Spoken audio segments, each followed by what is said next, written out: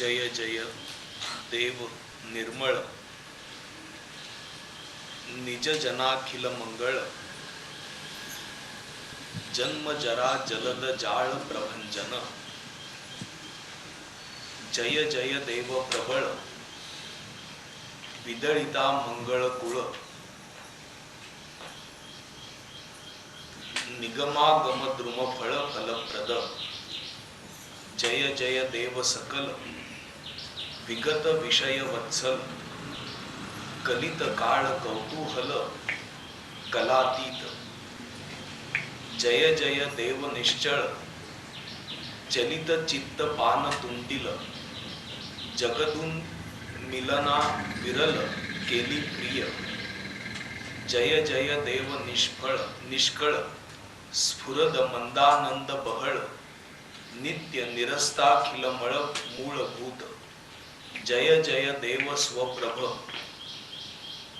जगदंबुद गर्भनभ भुवनोद्भवारंभ स्तंभ भवध्वंस जय जय देव विशुद्ध विदुदयोद्यान द्विरद शमदम मदन मदभेद दयार्णव जय जय देवैक रूप अतिकृत कंदर्प सर्पदर्प भक्त भाव भुवन दीप तापापह जय जय देव अद्वितीय परिणतो परमैक प्रिय निज जन जित भजनीय मायागम्य जय जय देव श्री गुरो अकल्पनाख्य कल्पतरो स्वसंविद्रुम ब्रिज प्ररो हरणाविनी हे एकैक ऐसैसे नाना परिभाषा वशे स्तोत्र करू तुझोद्देशे निर्विशेषा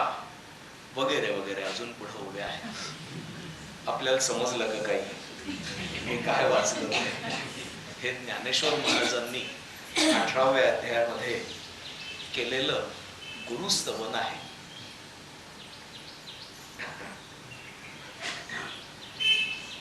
आपण ज्ञानेश्वर महाराजांनी केलेली जी गुरुस्तवन आहे ती सगळी गुरुस्तवन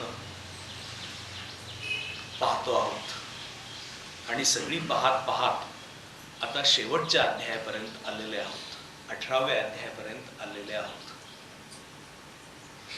15व्या अध्यायामध्ये ज्ञानेश्वर महाराजांनी केलेलं जे गुरुस्तवन आहे ते गुरुस्तवन आपण पादसेवन भक्तीच्या वेळेला पाहणार आहोत, म्हणून आपण ते पाहिलं नाहीये.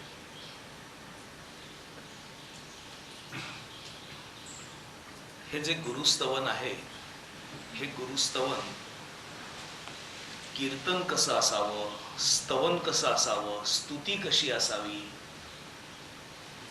या संदर्भात आपण पाहतो आहोत. ही जी कीर्तन भक्ती आहे जी नारदांनी कीर्तन भक्ती म्हणून सांगितली तशी थेट भगवद्गीतेमध्ये कुठं जी दिसत नाही ती भगवद्गीतेमध्ये आणि सर्व एकूण ज्ञानेश्वरीमध्ये आपण शोधतो आहोत.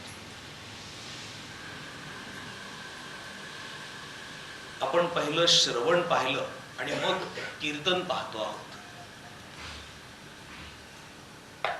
ही जी गुरुस्तवन आहेत ही गुरुस्तवन आपल्या इथं जवळपास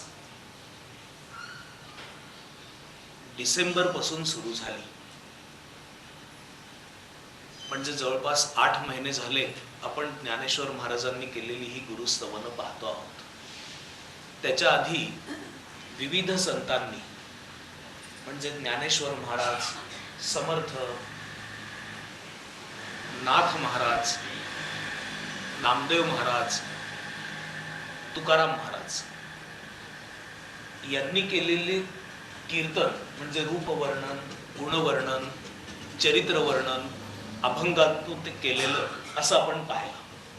आणि त्याच्याही आधी ज्ञानेश्वर महाराजांनी भगवंतांचं केलेलं रूपवर्णन, गुणवर्णन, चरित्रवर्णन या पद्धतीने आपण ही कीर्तन भक्ती पाहिली. प्राचीन काळापासून आपण याच्यावर निरूपण करतो आहोत. जवळपास 1.5 वर्ष ही कीर्तन भक्ती आपल्या इथं चाललेली आहे. या कीर्तन भक्तीचा हा अत्यंत आल्हाददायक असा शेवट आहे. जय जय देव निर्मळ, निज जनाखिल मंगळ, जन्म जरा जलद जाळ प्रभंजन. हे आल्हाददायक कसं काय आहे? सगळे शब्द मराठीतून आहेत, पण आपण मराठी ऐकतो आहोत अथवा वाचतो आहोत असं देखील वाटणार नाही. इतके अवघड शब्द एकत्रित लिहिलेले आहेत. जय जय याला तर काही अवघड असायचं कारण नाही. ज्ञानेश्वर महाराज जय जयकार करत आहेत. कोणाचा जय जयकार करत आहेत? सद्गुरूंचा जय जयकार करत आहेत. हा अध्याय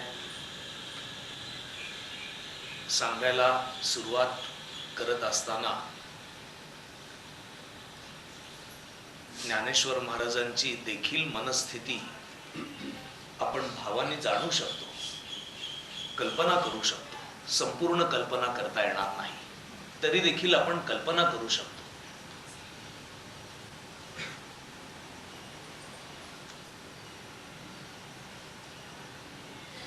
त्यांचे मोठे बंधू निवृत्तीनाथ यांच्याकडून त्यांनी अनुग्रह घेतला.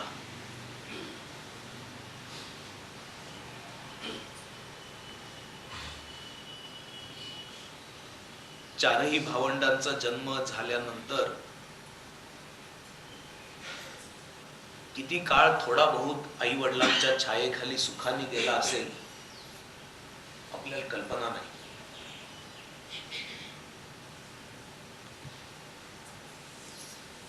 पण शास्त्राचा आधार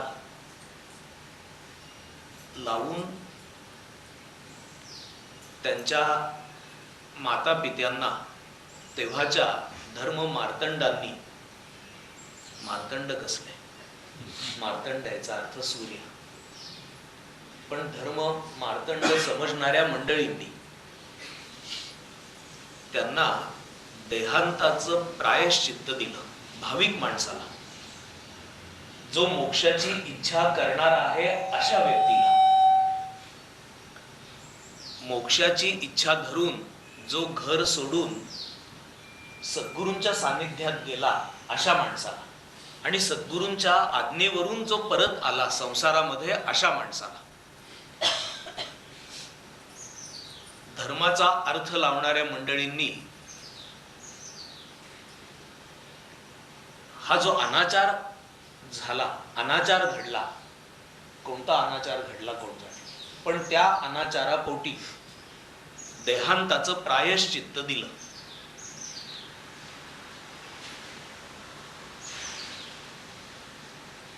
निवृत्ती, ज्ञानदेव आणि सोपान मुक्ताबाई यांच्यामध्ये अंतर किती होतं कोण जाणे, पण 1.5 वर्षाचं असं जरी अंतर म्हटलं अथवा 2-2 वर्षांचं असं जरी अंतर म्हटलं तरी देखील जेमतेम 5 वर्षांचे असताना ज्ञानेश्वर महाराज त्यांच्या पाठे 2 भावंड त्यांना झाली. म्हणजे 4 ते 5 वर्षांचे असतानाच त्यांच्या आई आणि वडील दोघांनीही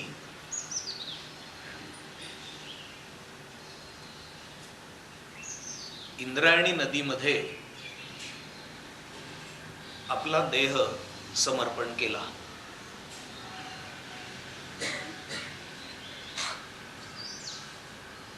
तेव्हापासून ही सगळी भावंड पोरकी झाली. सगळ्यात मोठे असणारे निवृत्तीनाथ जास्तीत जास्त 7-8 वर्षांचे असावेत.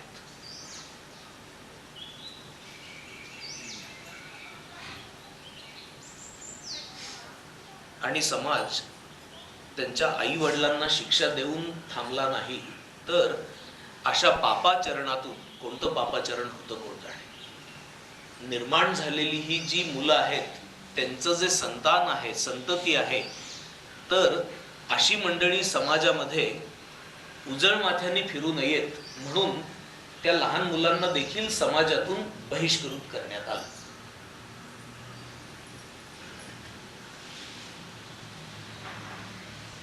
कल्पना अशी असेल की ज्ञानेश्वर महाराज, निवृत्तीनाथ 7-8 वर्षांचे, ज्ञानेश्वर महाराज 5-1 वर्षांचे, त्याच्या खाली सोपानदेव आणि मुक्ताबाई अशी भावंड असतील. आणि तेव्हापासून संघर्ष करत जीवनाच्या संबंधी ही मुलं मोठी होत गेली.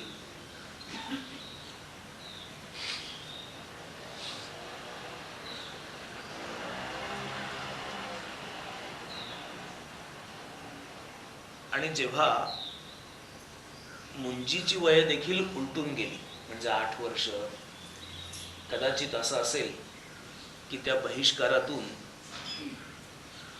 मुंज करावी ही कल्पना देखील डोक्यात यायला वेळ गेला असेल. त्यामुळे सोपानदेव 8 वर्षांचे झाल्यावर असेल ही सगळी मंडळी आपली मुंज व्हावी म्हणून प्रयत्न करू लागली, तर त्यांची कोणी मुंज देखील करेना.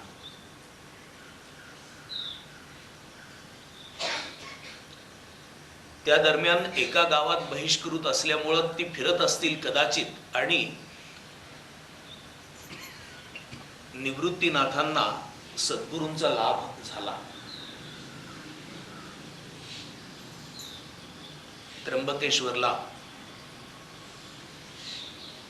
एका डोंगरामध्ये गहिनीनाथांची आणि निवृत्तीनाथांची भेट झाली. त्याची ही कथा अशी आहे की ही भावंड त्र्यंबकेश्वरला दर्शनासाठी म्हणून गेलेली असताना देवळाच्या मागं असलेल्या डोंगर रांगांमधून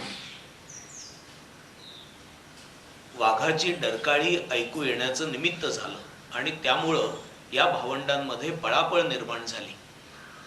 आणि आपल्या इतर भावंडांपेक्षा निवृत्तीनाथ हे वेगळे पडले.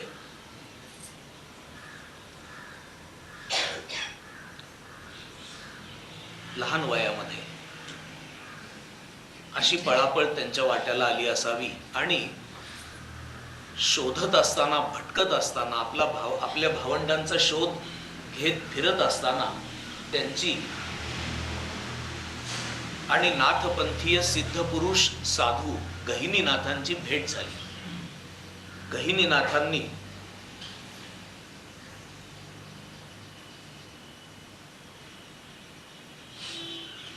त्यांचा अत्यंत गंभीर, सुस्वभावी, शांत, सखोल असं व्यक्तिमत्व पाहून त्यांना ज्ञानाचा उपदेश केला आणि साधना सांगितली. जी साधना आज आपण करतात तीच ती साधना होती, आणि जे मंत्र आपल्या हातात आलेले आहेत तेच मंत्र निवृत्तीनाथांच्या हातात आले. यथाकाल निवृत्तीनाथांनी आपल्या भावंडांना देखील तोच उपदेश केला.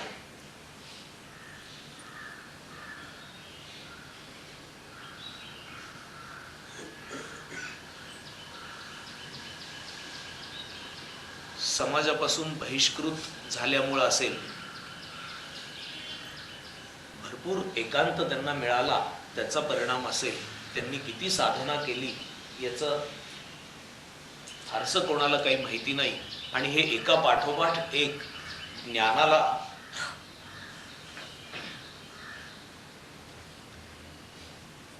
कसे प्राप्त झाले याच्या संबंधी देखील इतिहास पुरेसा माहिती नाही. पण पैठणला जेव्हा ते गेले सगळे मुंज व्हावी म्हणून पैठणच्या ब्राह्मणांची संमती मिळवण्यासाठी म्हणून, तेव्हा त्यांच्या ठिकाणी असणाऱ्या अंगीभूत सामर्थ्याच्या प्रभावामुळं काय जी गोष्ट घडली असेल चमत्कारासारखी, आणि त्यामुळं देखील त्यांच्यावर जी काही गुरुकृपा झाली असेल त्याच्या तेजामुळं असेल, त्यांचं मौंजी बंधन झालं.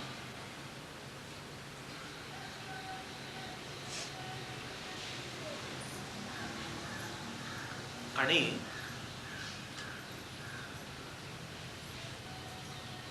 आई आणि वडील यांच्या पश्चात मोठ्या बंधूंनी त्यांना माऊलीच्या प्रेमानेच वाढवलेलं होतं.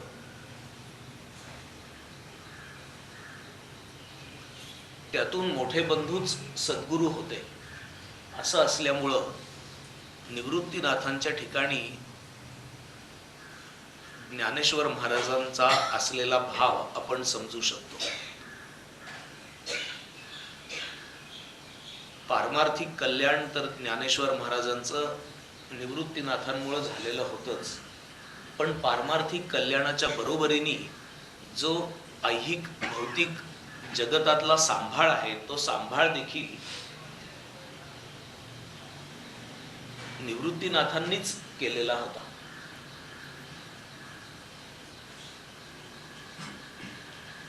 अशा आपल्या सद्गुरूंच्या समोर वयाच्या 16व्या वर्षी ज्ञानेश्वर महाराजांनी भगवद्गीतेवर टीका अथवा भाष्य करायला सुरुवात केली. ओबीबद्ध असं भाष्य करायला सुरुवात केली, निरूपण करायला सुरुवात केली.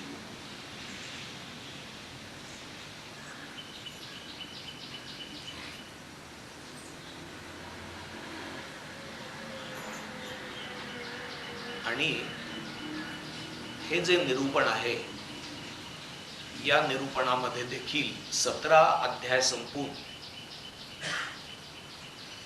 18व्या अध्यायाचा प्रारंभ ज्ञानेश्वर महाराज करत आहेत. काहीतरी पार्श्वभूमी आहे, काही एक मनस्थिती आहे, काही एक भावाची स्थिती आहे.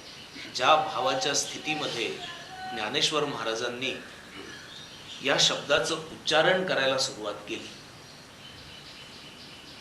त्यामुळं ज्ञानेश्वर महाराजांनी जे शब्द योजलेले आहेत ते शब्द देखील अप्रतिम असे योजलेले आहेत. ते आपल्याला मात्र कठीण वाटतात. ज्ञानेश्वर महाराज म्हणतात की जय जय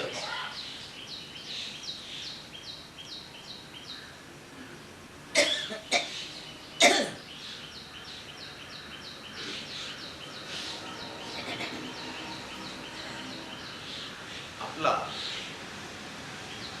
जय जयकार असो. जय जय देव निर्मळ, आपण देव स्वरूप आहात.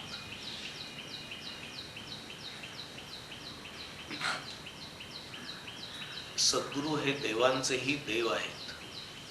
आपण आमच्या करता देव आहात. किंबहुना आपल्यापेक्षा अन्य देव आम्हाला माहीतच नाही.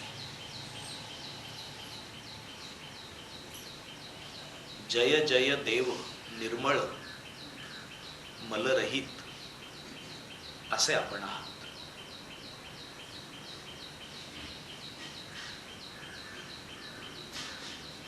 देवाच्या ठिकाणी मळाचा प्रश्न वस्तुतः उद्भवत नाही, कारण मलरहितता असल्याखेरीज देवत्व येतच नाही.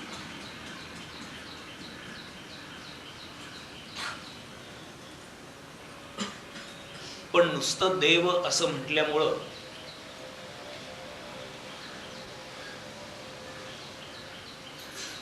वाचणाऱ्याला कळणार नाही, म्हणून निर्मळ हा शब्द योजला.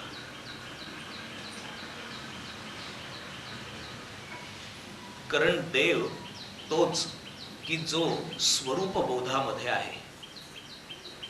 देव तोच की ज्यांनी निर्मळ असा, ज्या ठिकाणी मलाचा स्पर्शच नाही असा, ज्या ठिकाणी विकारांचा स्पर्शच नाही असा, ज्या ठिकाणी अविद्येचा स्पर्शच नाही असा, ज्या ठिकाणी देहबुद्धीचा स्पर्श देखील झालेला नाही असा बोध ज्यांनी प्राप्त करून घेतलेला आहे तोच देव. ज्ञानेश्वर महाराज असं म्हणतात की जय जय देव निर्मळ, मलरहित असे आपण आहात. स्वरूपाच्या ठिकाणी कोणताही मळ संभवत नाही. स्वरूपाच्या ठिकाणी छोटा देखील विचार निर्माण होणं, मन उपस्थित होणं, तर्क निर्माण होणं, विकार निर्माण होणं हे मळासारखंच आहे. आपण ज्याला मळ म्हणतो तो मळ तर ज्ञानेश्वर महाराजांच्या समोर देखील नसेल वर्णन करत असताना. आपण ज्याला मलिनता असं म्हणतो तर त्या मलिनतेच्या अंगाने ज्ञानेश्वर महाराज म्हणत नाहीयेत.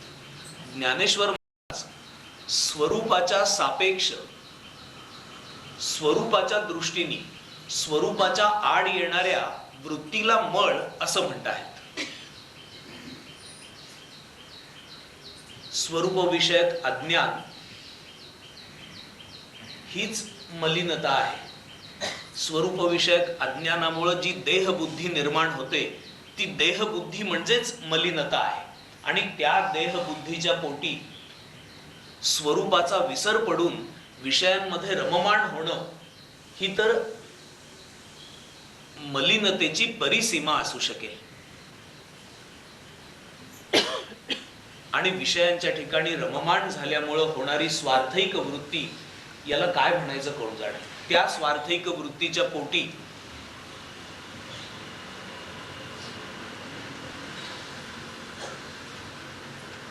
विषयांचा आनंद उपभोग मिळावा म्हणून केले जाणारे अनेक अन्याय, अत्याचार, याला तर काय म्हणायचं शब्दच नसतील.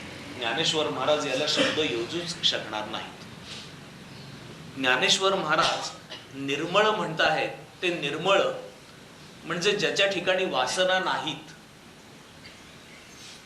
जो स्वरूप बोधापासून च्युतच झाला नाही,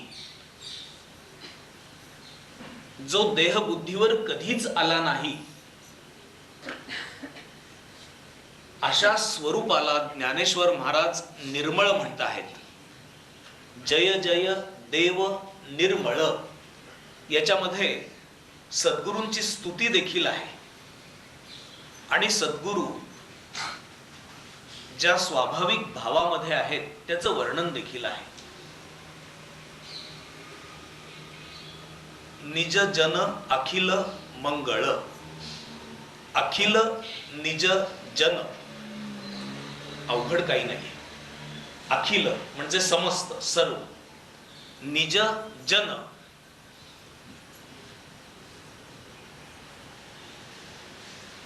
म्हणजे जे जवळ असणारे असे लोक आहेत. अशा अखिल जनाचा म्हणजे समुदायाचं मंगळ करणारे असे. सद्गुरूंच्या विश्वामध्ये जी काही मंडळी आहेत त्या सर्व मंडळींच्या संदर्भात, त्यांच्या समुदायाच्या संदर्भामध्ये त्यांचं मंगल करणारे असे सद्गुरू तुमचा जय जयकार असो.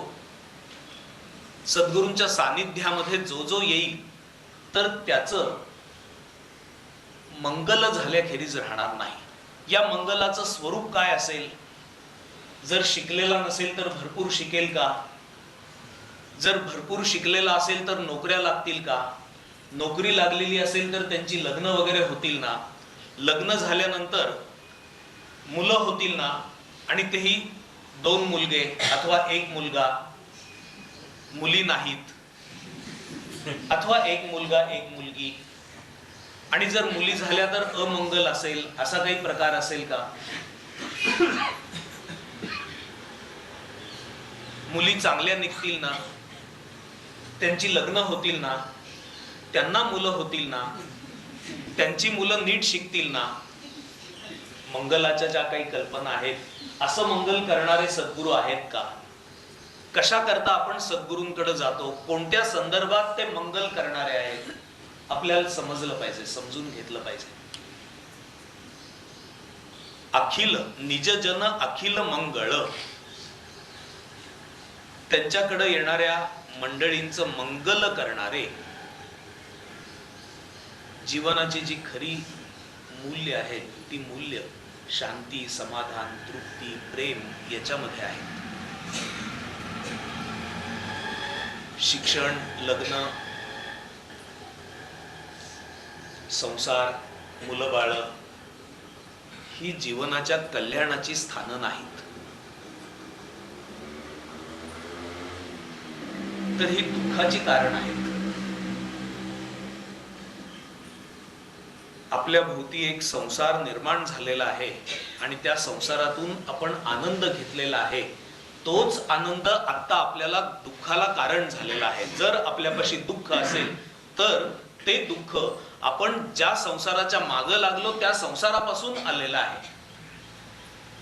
ते जे दुःख आहे त्याची कारणं दूर व्हावीत, म्हणजे पुन्हा संसारच उत्तम चालावा.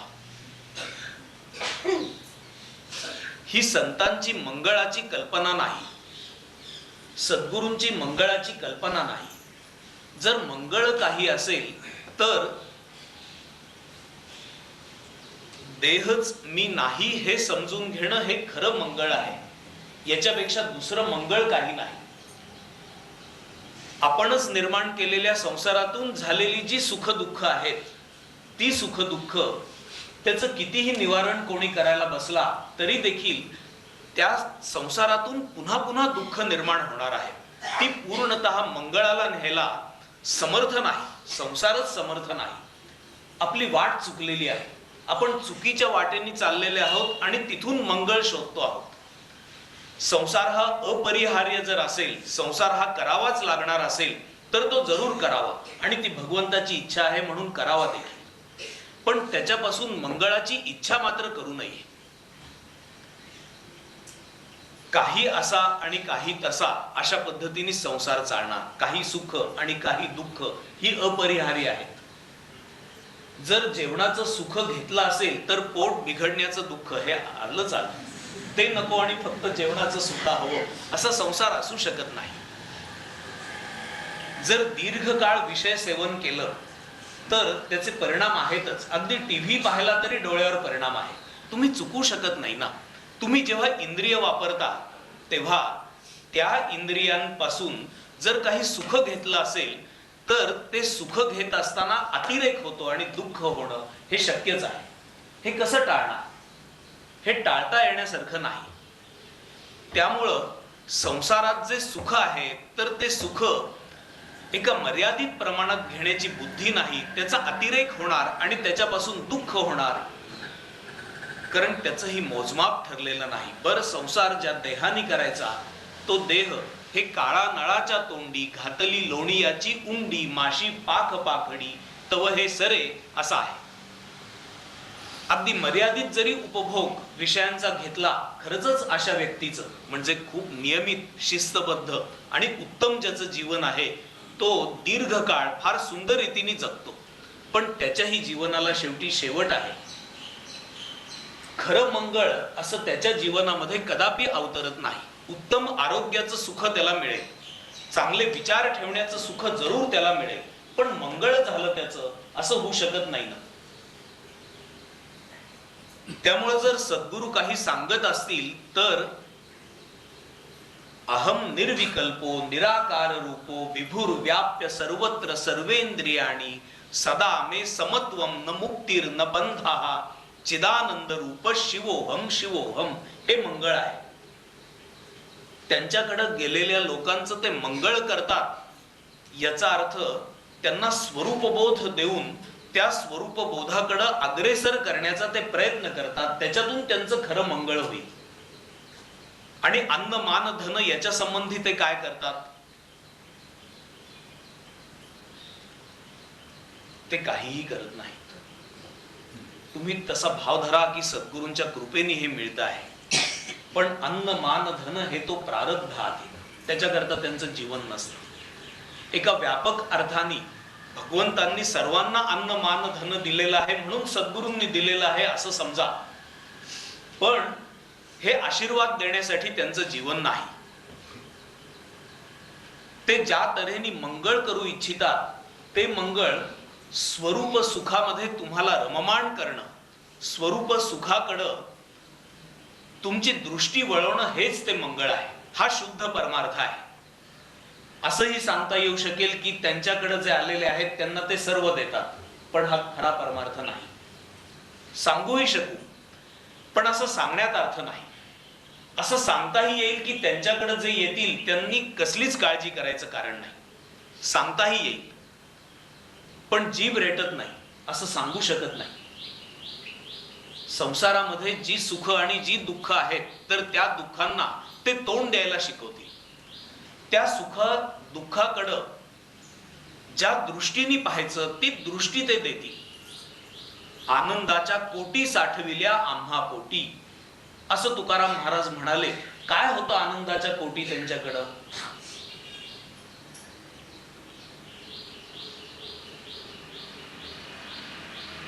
वर्षाचं धान्य भरून ठेवलेलं होतं का कोठ्यांमध्ये आणि बोरिक पावडर लावून तांदूळ वगैरे? असं काही नव्हतं. पण तरी देखील ते आनंदाच्या कोटी साठविल्या आम्हा पोटी असं म्हणत होते. या आनंदाच्या कोटी कोणत्या आहेत? या ज्या आहेत त्या तऱ्हेने ते तुमचं मंगळ करू इच्छितात. जय जय देव निर्मळ निज जनाखिल मंगळ. आणि ज्ञानेश्वर महाराजांना देखील अशा ऐहिक संपदेच्या अंगाने सद्गुरूंचा कोणता अनुभव आलेला नव्हता, म्हणून आपण ज्याला मंगळ म्हणतो तसं मंगळ व्हावं. आणि सद्गुरू असताना देखील त्यांना अनेक अडचणींना तोंड द्यायला लागलंच, पण आत्मस्वरूपाच्या ठिकाणी पक्क राहून त्यांनी ते तोंड दिलं. हेच मंगळ त्यांच्या जीवनामध्ये झालेलं. जय जय देव निर्मळ निज जनाखिल मंगळ. आणि असं म्हटलं म्हणून परमार्थ करणाऱ्याचं सगळ्यांचं वाईट होईल असं नाही, तर चांगलंही होईल. पण चांगलं होईल अथवा वाईट होईल याच्यासाठी परमार्थात आपण आलेले नाही. पुरुषार्थ प्रयत्नांनी आपल्यापाशी जी काही शक्ती बुद्धी आहे त्या शक्ती बुद्धीनुसार संसार हा उत्तम करण्याचा प्रयत्न करायलाच पाहिजे. आपल्यापाशी जे काही पैसे आहेत त्याच्या पैकी काही एक बाजूला पडतायत ना, काही एक शिल्लक पडतायत ना, हे पाहून उरलेल्याचा विनियोग करायला पाहिजे. मिळवून या धन उत्तम व्यवहारे उदास विचारे वेच करी असं सर्व राहिलं पाहिजे. पण ही परमार्थाची मुख्य शिकवण नाही. तर परमार्थ करणाऱ्या जीवनाला एक सुरक्षितता लाभण्यासाठी म्हणून सांगितलेलं हे तत्वज्ञान अथवा नीती आहे. उधळ जीवन, भोळसट जीवन, कितीही मंडळी येत आहेत, कितीही जीवन जात आहेत, आय काय आणि व्यय काय याचा तोल पाहिजे, याचा बॅलन्स पाहिजे. जरी संसार करत असला तरी त्याचा बॅलन्स पाहिजे. आणि परमार्थी मनुष्य करत असला तरी कोणी तुम्हाला म्हणेल की 10 रुपये द्या आणि तुम्ही दिले नाहीत तर असं म्हणेल मग कसला परमार्थी? तर त्यांनी परमार्थी आपल्याला म्हणावं म्हणून त्याला 10 रुपये द्यायचे नाहीयेत. एकदा मामांना कोणीतरी असे पैसे मागितले, मामांनी दिले, 10 रुपये दिले आणि तो म्हणाला की 1 महिन्यात परत देतो. तो पुन्हा भेटलाच नाही. पुन्हा 8-10 महिन्यानंतर पुन्हा मामांकडे आला आणि म्हणाला जरा 10 रुपये लागायचे होते. तर मामा म्हणाले की पैसे नाहीत माझ्याजवळ. ते लक्षात ठेवून म्हणाले की पूर्वी यांनी दिलेले, आपण दिलेले यांनी परत दिले नाहीत. तर मामा म्हणाले पैसे नाहीत, मला काही देता येणार नाहीत. तर तो मनुष्य सांगत फिरायला लागला की काय करायचे ती कीर्तन आणि प्रवचन 10 रुपया सुटत नाही.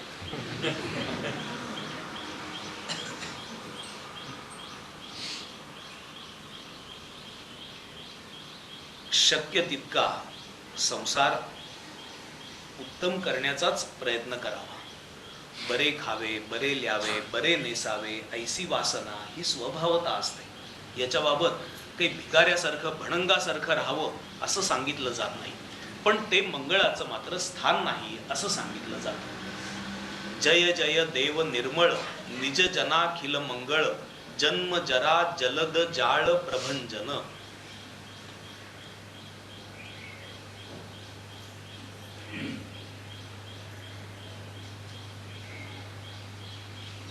जन्म, जरा,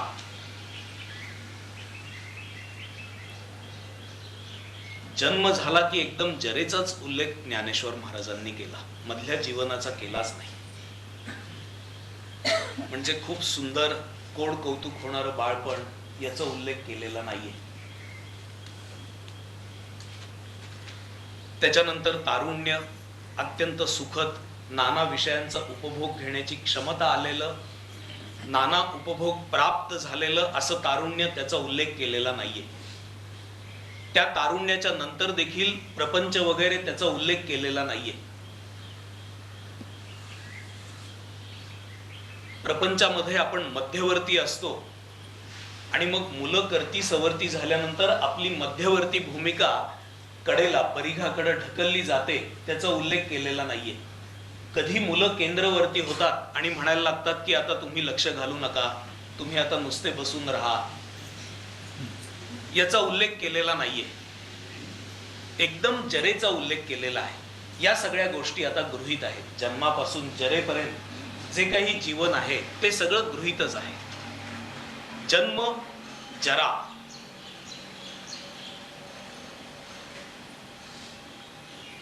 जन्म जरा जलद जाळ. जलद म्हणजे मेघ, जाळ म्हणजे जाड, प्रभंजन म्हणजे मोठा सुटलेला वायू, वारा. ज्ञानेश्वर महाराज असं म्हणतात, जन्म जरा रूपी मेघांच्या तावडीतून सोडवणारा प्रभंजन. जन्मापासून जरेपर्यंत जी कहाणी आहे मनुष्य जन्माची, आणि त्याचं एक विशिष्ट जाळ आहे, जाळं आहे. ज्या जाळ्यामध्ये मनुष्य अडकून बसतो, जरेमध्ये देखील अडकून बसतो. म्हातारपणी देखील चिंता वाटते.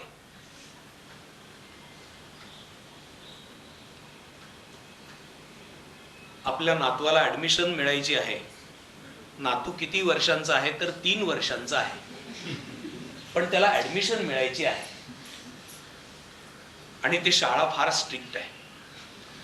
तिथं नाना प्रकारचे प्रश्न विचारतात आणि तो मुलगा कसा काय उत्तर देणार, आणि मुलांचा इंटरव्ह्यू घेतात तसाच आई वडिलांचा देखील देतात. आपल्या मुलाला आणि सुनेल देखील नीट बोलता येईल ना याची काळजी म्हातारपणी मनुष्य करू शकतो. मुलगा नीट बोलेल ना, त्याचा मुलगा नीट बोलेल ना 3ऱ्या वर्षी, आणि सुनेचं ट्रॅक रेकॉर्ड काही नीट माहिती नाही असेल तर संशयास्पदच आहे. त्यामुळे ती काय करते कोण जाणे. आणि असं असल्यामुळं आपल्या नातवाला ऍडमिशन मिळेल ना याची काळजी करू शकतो माणूस. हे जाळ आहे. ज्ञानेश्वर महाराज याला जाल असं म्हणतात. जन्म जरा जलद जाळ प्रभंजन. पण सद्गुरू मात्र जर भेटले तर या सगळ्या जाळ्यातून ते सोडून टाकतात. जन्म आणि जरा आणि त्याच्या मध्ये असणारा संसार,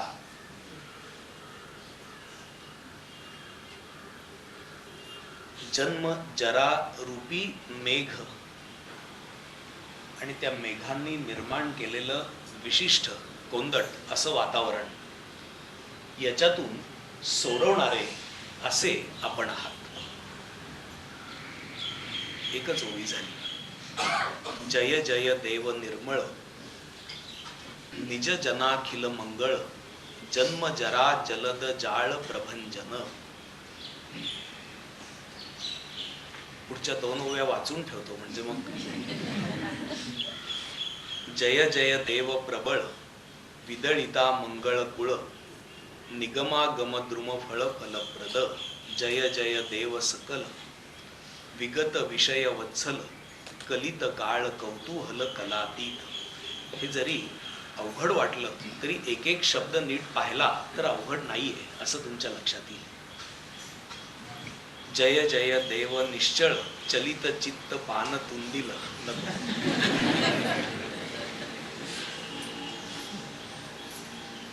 मी तर पूर्वी या ओव्या वाचायचोच नाही. नीट वाचताच यायच्या नाहीत असं व्हायचं. स्वामीजींकडून निरूपण ऐकल्यानंतर 18व्या अध्यायावरचं आणि मला माझ्या भाग्याने मी जेव्हा स्वामीजींकडे यायला लागलो तेव्हा 15वा अध्याय चाललेला होता. आणि मग एक 3-4 वर्षात म्हणजे 80-81च्या सालाच्या दरम्यान हा 18वा अध्याय सुरू झाला. तेव्हा मग या ओव्या थोड्याशा पाहायला लागलो. पण या ओव्यांवर बोलायचं या अर्थाने या ओव्या पाहिलेल्या नव्हत्या. आणि गुरुवारी इथून केंद्रातून घरी गेल्यानंतर या ओव्या उघडल्या आणि पुन्हा माझे धाबे दणाणले. कारण त्या अंगाने मी पाहिलेलंच नव्हतं. शुक्रवारी शिबिरात गेल्यानंतर परिचय अल्पोपहार असं झाल्यावर मग ध्यानाविषयीची माहिती आणि ध्यान असा कार्यक्रम होता. मी 1 तास उशिरा गेलो. पंकजला म्हटलं की तू आता ते सगळं मी तरी नाहीतरी नुसता येऊन बसतो त्यावेळेला, तर मी जरा ज्ञानेश्वरी उघडून बसतो, कारण आता मला वेध लागले रविवारचं. ते सगळं उघडलं. नीटपणाने पाहायला लागल्यावर असं लक्षात आलं की खूप मोठा अर्थ या ओव्यांमध्ये भरलेला आहे आणि या ओव्या खूप चांगल्या देखील आहेत. पण नीट 1 तासभर बसून पाहिल्यावर मग माझी भीती नाहीशी झाली. तर मी नुसतं वाचून सोपं आहे असं म्हणून तुमची भीती लगेच नाहीशी होईल असं नाही. पण आपण या जशा एक एक ओव्या पाहू तसं तसं मग तुम्हाला नंतर अडचण काही भासणार नाही, जर तुम्ही कायम वाचन ठेवाल आणि लक्षात घ्याल की काय सांगितलेलं आहे तर. हरिओम तत्सत.